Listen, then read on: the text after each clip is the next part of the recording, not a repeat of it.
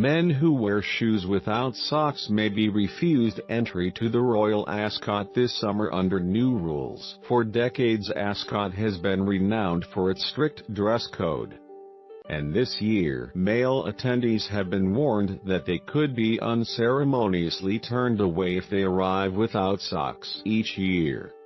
The annual Royal Ascot Style Guide clearly advises racegoers on how to ensure that their attire is appropriate and traditionally.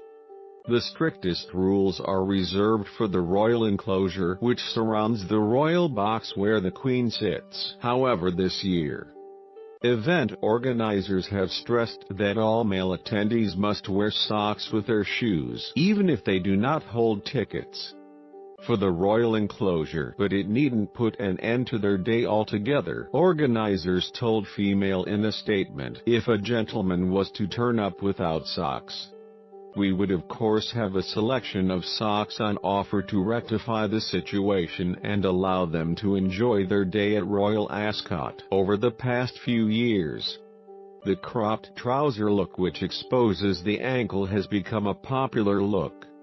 In a trend spearheaded by Essex reality stars, Female's etiquette expert William Hanson welcomed the crackdown on bare ankles for formal or semi-formal dress.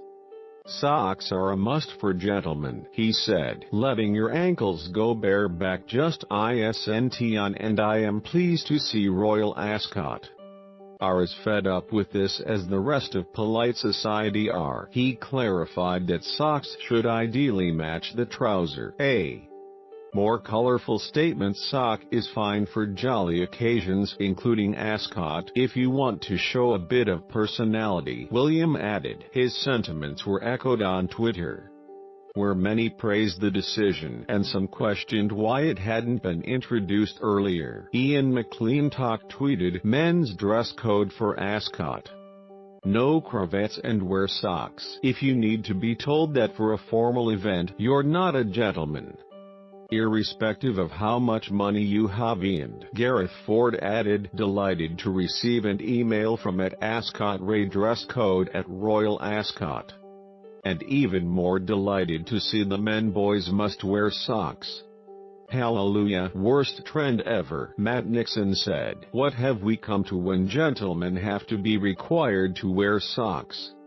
It's like Club Tropicana goes mainstream." Besides objecting to the casual style, organizers of the annual glamorous event will be ensuring there is no chance of a foot fungus epidemic at the royal event. Last year, the College of Podiatry warned that they were seeing a rise in the number of 18 to 25-year-old men who were suffering from fungal infections. This was directly linked to the increase in young men wearing shoes without socks and ill-fitting shoes. Not wearing socks causes sweat to seep into the shoe's leather, which then turns the inside of the boot into a breeding ground for bacteria. Organizers said Royal Ascot is synonymous with sartorial elegance. This is upheld by our dress code, which invites guests to contribute to an occasion heralded as a major fashion event in its own right, following a surge in popularity.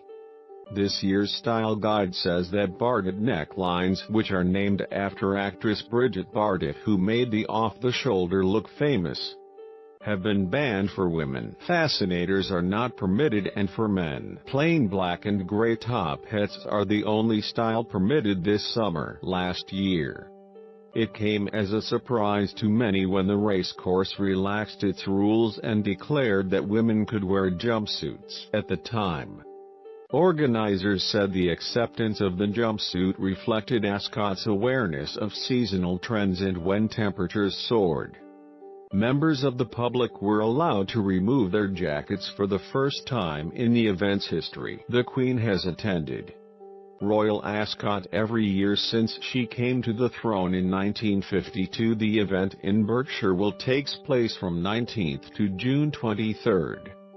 This year, up to 300,000 members of the public are expected to descend on the event. Royal enclosure dresses and skirts, should be of modest length defined as falling just above the knee or longer. Dresses and tops should have straps of 1 inch or greater. Jackets and pashminas may be worn, but dresses and tops underneath should still comply with the Royal Enclosure dress code. Trouser suits are welcome.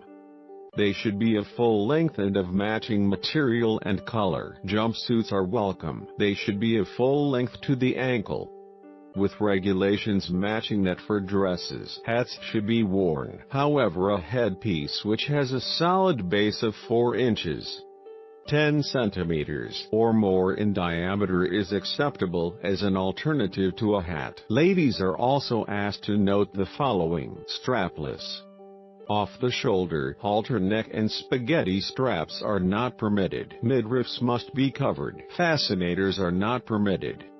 Neither are headpieces which do not have a solid base covering a sufficient area of the head, 4 inches per 10 centimeters. Queen Anne enclosure. Ladies within the main Queen Anne enclosure and village enclosure areas are encouraged to dress in a manner as befits a formal occasion, and ladies are kindly asked to take note of the following: a hat, headpiece or fascinator should be worn at all times. Strapless or sheer strap dresses and tops are not permitted. Trouser suits and jumpsuits must be full length and worn with a top that adheres to the guidelines above. Midriffs must be covered.